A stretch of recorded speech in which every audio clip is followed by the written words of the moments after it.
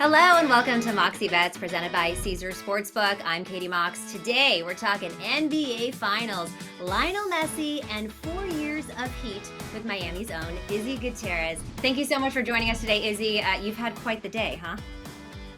Yeah, it's been quite a fun day. I mean, this time of year is always fun for me, but also in South Florida, heavy thunderstorms, and my power kind of went out for a while.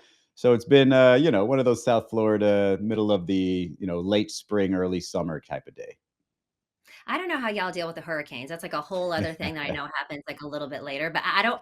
I'm from California, so people are always like, "How could you live where there's earthquakes?" And I guess the devil that you do know is worse or better than the devil that you don't know, because Yep. earthquakes to me don't phase me, which maybe hurricanes to you don't really phase you that much Earthquakes either. terrify me. Like I love the idea of living in San Francisco, but after watching the World Oh, Series in the early 90s and seeing that big yes, quake, no thank you. yes. Yeah, I think I was like 4 years old during that quake. I have some memories of it, but not too many. All right, well, you're a Miami guy, so we got to Mhm. talk all things Miami here. First of all, I was on the Miami money line. Okay, I was on them in game two, very profitable for me, and then game Okay. three, not so much. It was Denver that took the lead of this series.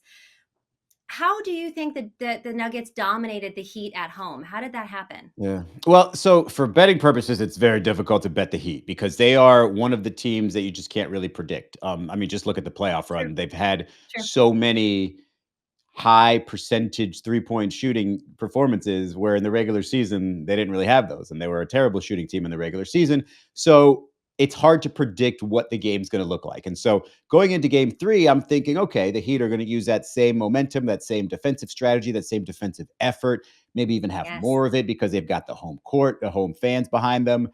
And what happens is, and this is very much indicative of what happened in the regular season with them, is you just don't make enough shots to where Yep. that defensive effort is just questioned over and over again. It's like, man, I didn't make a shot, have to play harder defense. Didn't make a shot, have to play harder defense. And it just gets to a point where they can't continue that for an entire game. And Denver, as the more naturally talented team, is going to be able to score on a regular basis. And so that's basically what happened in game 3.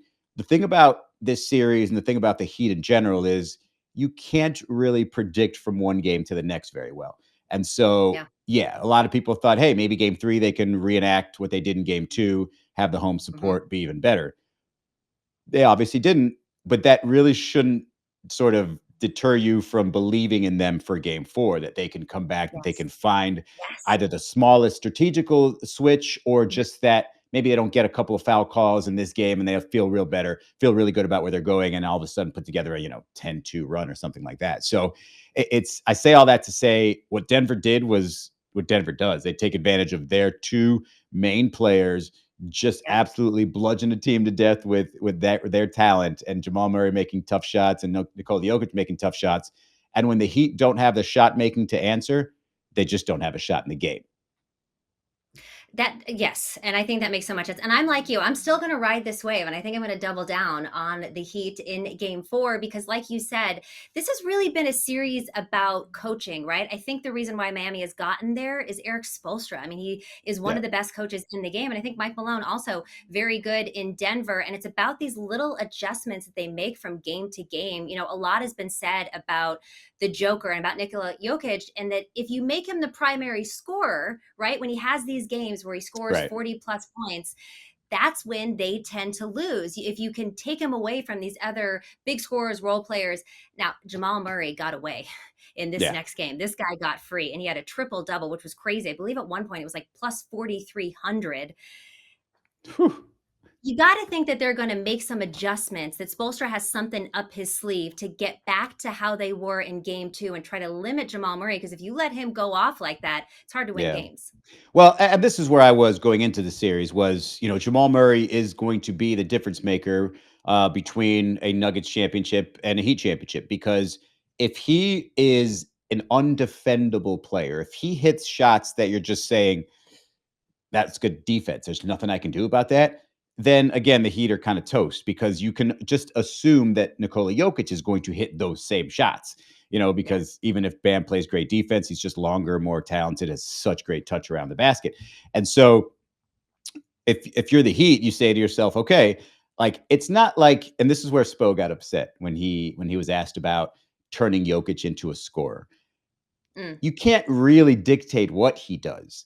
The true. reason So he's able to be a scorer is because you can take everything else away, and he's like, "Oh, well, I'm just going to do what I do, back you up, yes, and just throw the ball up there." And it's a lot yeah, like Murray when he's taking tough shots with the defense. There's nothing you can do about that. And so what the Heat want to do is, yeah, you want to take his passes away because a lot of the times his passes happen early when the play is supposed to do what it's supposed to do, right? When the play is supposed to be executed properly. And they when you play the frustrating part about playing him was you can play great defense for 20 seconds. He's still got 4 seconds to go to work and he's probably going to get a good shot off. And so that's where, if they are a championship team, the Nuggets, and they can continue to do that, ride those two, make those tough shots, execute, and play good enough defense, then they deserve to be champions because they're unstoppable. they are. And speaking of unstoppable, Joker too. And there's something that I say on this show a lot. It's death, taxes, and Joker triple doubles. I mean, he's got what 10 in the postseason so Yeah. far. Had one in game two. Had one in game three. 32 points, 21 rebounds. 10 assists. That's priced at minus 113, which you think about something that happens so often to have it Yeah. priced at 113 is pretty much crazy to me. Is this I know you're not necessarily a gambler, but do you think it's pretty much a safe bet, right? I mean, Joker Yeah. triple doubles, 10 I'm not a in the gambler, postseason. not because I don't like trust some certain decisions. I'm just not a gambler because Yes. I like my money and I don't want to give it away at any given time. And so, maybe if I do give gambling advice to anybody who asks. And to All me, right. like a Jokic triple double is at this point, it's almost like a sure thing if you really consider Yes. it, because the further they get into the playoffs and the more they're able to prepare, for that one team, the better he's going to get, the more he's going to see his opportunities. And he's pretty much a double double lock by halftime. Okay. So if you want to Yes. throw in into the fact that, hey, maybe he'll get some, toss Yeah. some decent looks for his teammates and they'll make a few. It's not that wide. It's not that big of a margin to just be like, okay, he probably only needs like 3 or 4 assists that he maybe wouldn't get normally, and he would absolutely get that triple double. So, I mean, the guy is a machine. He is showing everybody in this postseason that it was a mistake not to name him an MVP again. Yes. I just saw a tweet today that said Joel Embiid is better, and the response was better at what? Because I can't imagine anything, maybe defensively, but not better at winning basketball games. Absolutely not. Now let's talk about the other beast. Jimmy Butler has not had his crazy breakout game in this series that we have No. seen all basically all postseason long. I believe he had 24 shots last night. So the volume is there. They just weren't going in. You got to think in game 4 more of those shots are going to go in. His prop line is set to 26 and a half. Again, just maybe a little gambling advice for us here. I mean, I kind Yeah. of like this over for Jimmy Butler. We're due for a big game. Yeah, and I think a couple of things sort of play into that as well. The Heat were not the beneficiary of a lot of, let's say, close calls, 50 Yep. 50 True. calls in that game. And so you think the Heat are going to tell themselves, or their coach is going to tell them, hey, be aggressive. You're going to get the benefit of the whistle because you didn't get it the last home game. You're going to get it this game. And who's better at getting it and executing? That's Jimmy Butler. But the other part about that is the playoff Jimmy sort of mythology is a little bit of that, because early on they needed him to sort of set the tone and give everybody else confidence on the team. Hey, we can do this. Jimmy's the man. We just have to hit a couple shots here and there.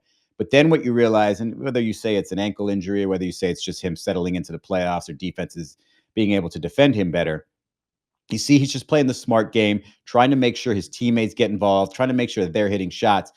And frankly, if you just look at basically from the Knicks series on, when other guys are hitting shots, the Heat win. And when they don't, Yep. they're going to lose. And so that's what happened the last game. Max Strus was not hitting. Gabe Vincent was not hitting. Duncan Robinson not until the second half. And so I think where Jimmy is saying to himself, I'll still try to pull that out of my bag when necessary, like I did at the end of game two when I hit that three and the and one, and I just settled everybody. But over the course of the game, again, whether it's an ankle or whether it's just defenses are better suited to defend him, he's not going to give you that 56-point game that he did against Milwaukee. Like, Yep. my guess is game 4 tomorrow will be, or game 4 on Friday will be the closest you get to Jimmy trying to take over scoring, and he might do it early Yep. and might want to get Nikola Jokic in foul trouble. But if it's not working, and if he maybe has a turnover here or a missed shot here, you're going to see him go right back to being the guy who executes, the guy who orchestrates the offense and finds his teammates and hope that they can give him a boost because he's not going to be able to maintain that for 4 quarters. Yeah, not so much in this series, but he has been great at steals per game throughout the playoffs. The over 1.5 steals for Jimmy Butler was like a cash cow up until Yeah. this series. So hopefully we see more of that from him. I will say that it seemed like, with Aaron Gordon guarding him, he had a little bit of trouble. And, Miami was trying to kind of move things around, I think, to free up Jimmy a little bit from having Aaron Gordon on him. Did you find that that was maybe something that was a little bit kind of in Jimmy's face, making it hard for him?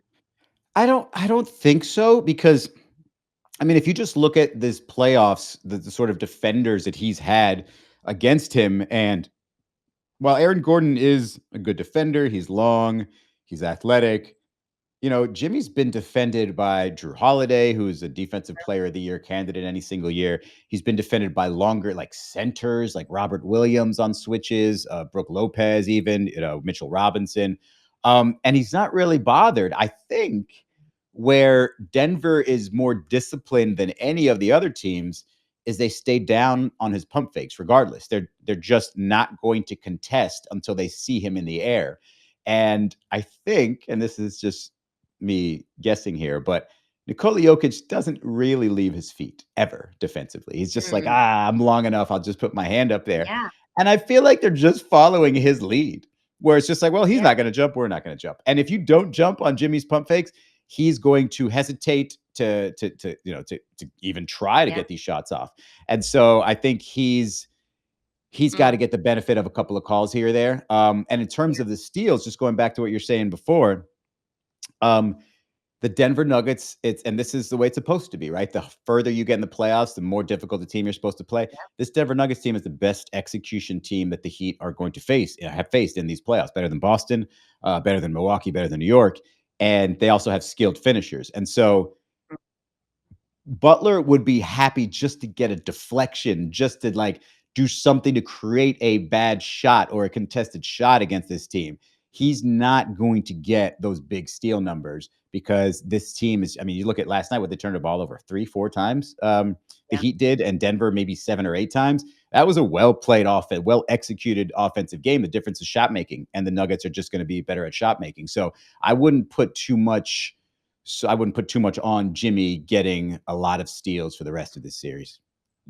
Okay, good. Good to know because that was one of my cash cows. Now, let's talk about how low scoring this series has been. Very, very slow paced, limited possessions. It went well under the total in game 3. The total was set. It was even low, 213.5, and I believe it's all the way down to like 211 or something really slow. Are you Hmm. expecting a very defensive kind of sluggish, grinded out game for game 4 as well? Or are we gonna see that score pop up? It's funny that you say that because yes, the answer is yes. I'm expecting a similar game in terms of pace, in terms of offensive production, but it's not really a defensive grind. It's two teams Mm, that defensively can't really stop the other team when they're executing well. So it basically comes down to a slower pace because you're taking your time with your execution. You're working the shot clock a little deeper, and oftentimes you're making shots. For the Nuggets, more than half the time you're making shots, and so it doesn't really allow for a whole lot of fast break action and a lot of that sort of turnover, pick six type of activity. So yeah, I do think it'll be a similar game in terms of score, in terms of pace, but it won't necessarily be because it's a defensive struggle. It'll be because yeah. it's a slowed down offensive, great execution type of game. Wow, that's so interesting and makes a lot of sense. Well, the Heat are 3-point dogs at home. What are your expectations for game 4? I'm riding this wave. I'm taking Heat money line again. I Yeah. don't know that they win the series, and I will have to be honest with you. I took the Nuggets in 6, but I think the Heat have at least one more win in them. Yeah, I mean, and I had Heat in 7, and that's just because that's what I picked in the preseason. I had Heat over Yep. Nuggets, and I wish a lot of people would have put some money on that. And I had Heat in 7. Ah, So if it happens that way, I mean, man, numerically, that's got to be one of the craziest predictions ever. Even though I didn't stick with it yes, in the postseason. exactly. Yeah, you should gamble. You should. Yeah. But I would say so. There's two, like having watched this Heat team all season long. there's two outcomes that happen. Either they come out and early on hit a few shots and give you the defensive energy to not necessarily pull away from Denver, but just know that, hey, we're going to take a lead. We're going to maintain this lead. We're going to nurture this lead. And by the end, we're going to do what we always do, which is play smart in a close game and come out on top. The other option is going to be kind of the game six in against Boston option, where they give it Mm, everything they got and they're still in it right at the end, but you could lose just like that because it just comes down to a yes. play. And, obviously the Nuggets are so talented offensively. I tend to think that this is going to be a 6 or 7 game series, and I hope that so. you're going to get, not consciously, I'm not saying this is some sort of conspiracy, but you're going to get the types of calls that are going to allow you to get that home sort of run. And the reason Okay. is because it's just discussion about the last game, and this is just the ebbs and flows. Hey, Nikola Jokic maybe got away with a few ones, or Gabe Vincent maybe got screwed on a couple of calls. Well, that's just natural human nature. If the Heat are aggressive, they're going to get a few more of those calls, and so I feel like Yep. that first version of the game that I mentioned is going to happen, and it's not going to be a Heat blowout. They're not going to run away, but they're going to comfortably sort of nurture a lead and then just close it out at the end. I love it. All right, one more thing with this is Tyler Herro has been upgraded to questionable with that broken hand. Do you think we see him in the lineup? And then if we do you even think that's a good decision? I don't think you're going to see him. From what I understand, even like any sort of upgrade, he's still feeling some soreness, still feeling some swelling in that hand, and just not worth it for him to see what he can provide while still, maybe avoiding taking a fall or avoiding somebody Yeah. slapping at his hands. It's just too much to think about right there. And so I do not anticipate seeing him. However, if you did see him, what I think that would do would be like maybe 10 minutes of play, and it would open up a little bit of the Heat scoring, not because he's necessarily going to score, but just because he can get to places on the floor and find open players. But if I'm betting he's not even going to be on the floor yet for game 4. I wouldn't think so. And plus, he's been out of the game for so long. You've got this great momentum with who you have. To put someone Yeah. in there that's that rusty would be just a little bit too much for me. One last question about this. So, Heat Hmm. culture. Has this playoff run for Miami really cemented the concept of Heat culture? And you got to explain to me what exactly that concept is, because I'm not entirely Yeah. sure, but I'm down for the. I've got my Heat culture kind of Miami Vice blazer hat. Yeah, I'll be more than happy to. And I think what this season has done, it's sort of cemented sort of molded what it actually is, right? Because to me and to the people who talk about it with the Heat, it starts with the approach that they have on a daily basis to communication. It starts with, hey, we are not going to be a team that sweeps anything under the rugs. We are not going to sugarcoat anything. We're going to be brutally honest with you, and you can't take anything personally because this is about the business. Like, we can Mm, talk about all our stuff personally on the side, that's fine. But professionally, we're going to tell you what it takes to become what we need you to be. And either you're willing to do that or not. And they've had enough successes where they're like, you can trust me because we've done this with a lot of guys before. So that's the starting point, right? And then it becomes recognizing the type of work that's required to reach that. And, Coach Bolster will tell you, or, if there's a good story on The Athletic about it, a feature on him where it's just like, you don't really realize what he considers hard work until you've done it, until you've mm, gone through it. And so you put all that together with, the way you communicate, the trust in each other, because if you're going to work this hard for somebody, if you're going to make somebody work that hard, you're going to create that level of trust between them, right? And then yeah. what all of that translates into on the floor, a consistent effort, one that is always, void of ego and full of effort and full of, knowing that defensively is the way you're going to win and offensive is just kind of a bonus. And I think you put all of that together and you trust in your head coach and you trust in the team of basketball, the president of basketball operations, and you recognize that the head coach was that himself. He was an unheralded guy the team stuck with, trusted him to get better. He got better and he did. And now look what he's doing. So they just have Yeah. also enough examples of, hey, if you follow this sort of way of thinking, not a cult, but if you follow this sort of way of thinking, that you're going to Bolster as succeed. the And cult so, leader. yeah, yeah. And so I think if you look at sort of put all those elements together, I mean, that's what Heat culture is. And what it translates onto the floor is better screen setting, better effort, better, deflections, more steals, and just those little things that separate teams that are, very equal in terms of talent. I love that. We talk about how the Heat were what, the 8 seed coming into this, but their odds, Izzy, to win the championship ahead of this playoff run, 150 to 1. It That's was the crazy. longest odds of not just basketball, of any sport for a team. We're talking NFL, MLB, NBA, all of them, all of the American sports and now here we are. We are Yeah. just 2 to 1. They one more game and they could tie it up. Just it's It speaks insanity. to There Heat must be culture. something Like, going Heat on behind culture the has curtain. never gotten a bigger W than it has this season. Yes.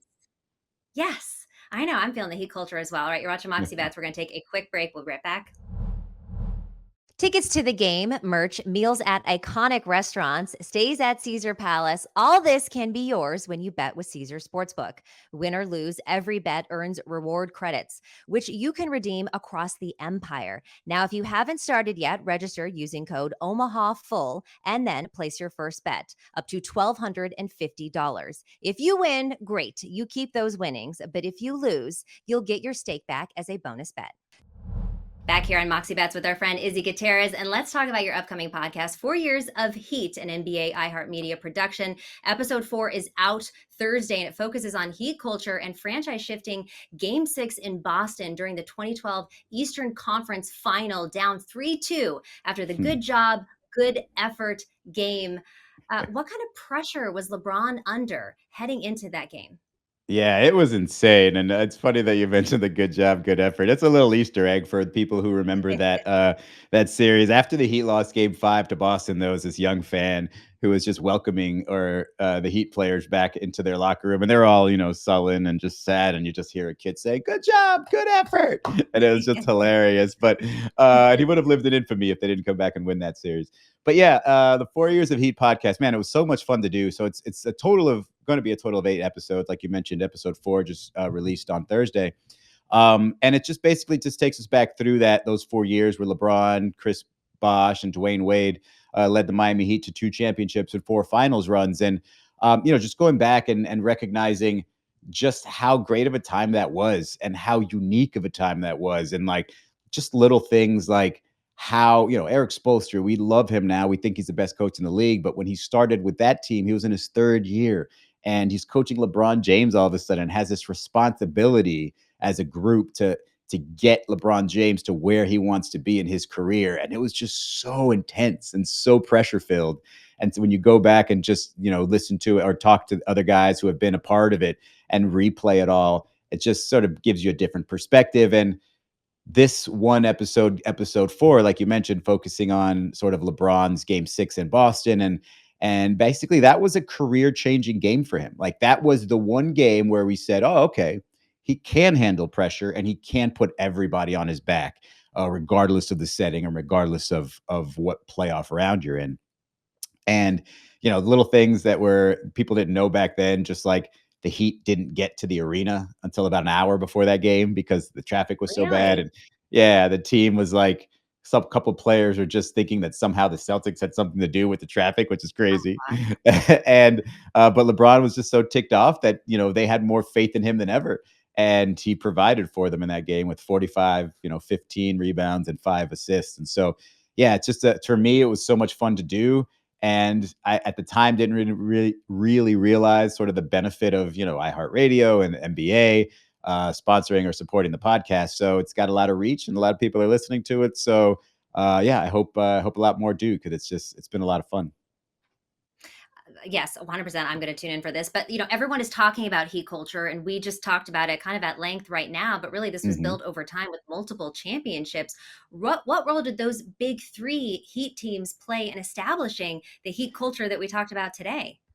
A huge amount, a huge amount. Like, if you start with just Dwayne Wade, like, first of all, his presence with the team and his sort of level-headed leadership, I think, is what was attractive to both LeBron and Chris Bosh, and that was a product of being with the Heat for 7 years, and sort of molding his personality to what the Heat had to offer. And they obviously had that 2006 championship, so he could speak to that level of experience. And so he already sort of established that within the other guys. Chris Bosh recognized right away that this was about sacrifice. And that's another Mhm. staple, if you will, of the Heat, culture is sacrifice and, egoless and everything else. And Chris Bosh was the absolute picture of that, the embodiment of, egoless play. And then LeBron was probably the most difficult sell, if you will, because he was on a mission for his career, right? He was Well, good using, because not in a he bad way, it's Mhm. sort of a compliment to the Miami Heat. He was using the Miami Heat to learn how to become a champion. And he had his Hmm. friend in Dwayne Wade and his friend is Chris Bosh that were going to join him. And so by the end of it, by the end of those 4 years, when he was able to take everything he learned and transfer that to Cleveland and win a championship there, and transfer that to LA and win a championship there, everybody realizes, oh, he picked that up in Miami. He learned how to do that because that organization taught him how to win. So it's just another feather in the cap for the Heat as well and for Heat culture. And so Yeah. it's a lot of people don't really recognize that how much of an influence Miami had in LeBron in his career. It wasn't just 4 years to win a couple of gold trophies. It was 4 years to learn how to carry that on to the rest of his career. So, in essence, he basically took Heat culture with him to Cleveland and Los Angeles. Ugh, well, and Cleveland acted like they were mad when he left, and then they were happy to have him back. Uh, So you had a lot of guests, really cool guests, on this show. It's 8-part series. You got DJ Khaled, Dan Levitard, and more. Who was your favorite guest, and maybe what's a fun story you can pull from one of them? so, two of my favorite, I mean, DJ Khaled probably had to be my favorite because, the NBA helped us secure him. Another one. And Yeah. yeah, and I didn't really know what we were going to do, like how I was going to go about that. But I was like, you know what? I've got a plan. I'm going to talk to him about a bunch of random stuff, his songs that I like, a couple of his Heat experiences and whatnot. And ended up being like using him on the cold open for every episode. And it's a little bit of pop culture in there, a little bit of just, hey, it's really cool hearing from this guy that you see on the Heat sidelines all the time. So that one, and it was just he got Does he say, interrupted during. "You don't want us to have another championship"? He Please tell doesn't me he say says that unless you ask that. him to. He doesn't say that, but he does fall into a lot of the things that you like. What, like, Yes. he says it's a blessing, and it's just Yeah. he's awesome. He's just the best. And like at some point during the interview, like his mom interrupted because like the Okay. lawn people were there, and he was like, "I got to get the golf carts off the lawn first. Just tell him to wait." And I was just like, "Yeah, tell him to wait. I'm talking to him." It was pretty funny. But I got to say, I think my favorite, oddly enough, was Matt Bonner from the Oh, Spurs. And not that he was like this huge part of that championship team with San Antonio, but when we scheduled it, he had like I guess some family over. I guess his kids were at the house as well, and so he lives in San Antonio, and he just went outside, downloaded the app on his phone, and into his car. And like I thought he looked uncomfortable, but he was just like, "No, no, I'm good. I'd rather do this out here than be in the house right now." And so he was just like, and then I was just like, all right, let me just try to get through this as quickly as possible. I don't want him cramped. It was like an hour and 20 minutes later, and we're still talking. And I could have talked to him for longer. And it's just so cool to watch somebody like sort of relive the glory days, if you will, and just recognize as he's talking about it how much he missed it and how much he liked it and how much he liked talking about it, frankly. And so that those are probably my two favorites. But then I also love talking to Udonis Haslam every chance I get. So he's got to yeah. be on he's got to be on the podium. Ugh, that is the 4 years of Heat podcast and NBA and iHeartMedia collaboration. Before we get out of here, you're a Miami guy. Messi to the MLS, the GOAT of soccer, is coming to America and playing for Inter Miami. It must be like gangbusters excited in Miami right now. It's the biggest sports free agency decision since Katie to the Warriors. I believe he turned down 1.5 billion with a B dollars not to play with the Saudis. What is it like right now in Miami? I mean, it's there's such a large, Hispanic and Latin culture in Miami too. And I know obviously, Messi isn't exactly Cuban, but this has got to be exciting for the culture. It's huge. It's pretty huge. I mean, first of all, even just for South Florida, like these last few months have been amazing with University of Miami men's and women's basketball team going as far as they did, Yes. FAU getting to the Final Four, Panthers, Heat. It's been insane, and none of those might actually end up in a championship, but it feels like Messi is a championship in himself. Like getting that Oh, guy to come down here in his mid 30s, coming off of a World Cup. This isn't like, he's coming down to Miami to retire. Like he yeah. is still in his prime probably for another couple of years. And to do that in an area that, yeah, we have a lot of Caribbean Hispanics, we have a lot of South American Hispanics, we just have a lot of sports fans in general, and a lot of soccer fans in general. But mostly even the young generation of soccer fans down here, whether they're, Caribbean Hispanic or American, they're huge Everybody soccer likes fans as Lionel well. Messi. Yeah, everybody loves Lionel Messi. And so I remember watching a video not too long ago of him. It was after the World Cup of him, just somebody in Argentina getting word of where he had dinner. And there were thousands upon thousands of people outside of the restaurant while he was eating. And he had to like be summoned or chauffeured out of there. And it was just like, that's insane that that's going to be now in South Florida. Like, if we thought LeBron was a huge, if Yeah. I thought, I've lived through Shaq coming here thinking, wow, Oh, that's such a huge deal, through LeBron, and this one's bigger. And that dude's gonna yeah. be playing 12 minutes from my house. Like it's absolutely It gives me insane.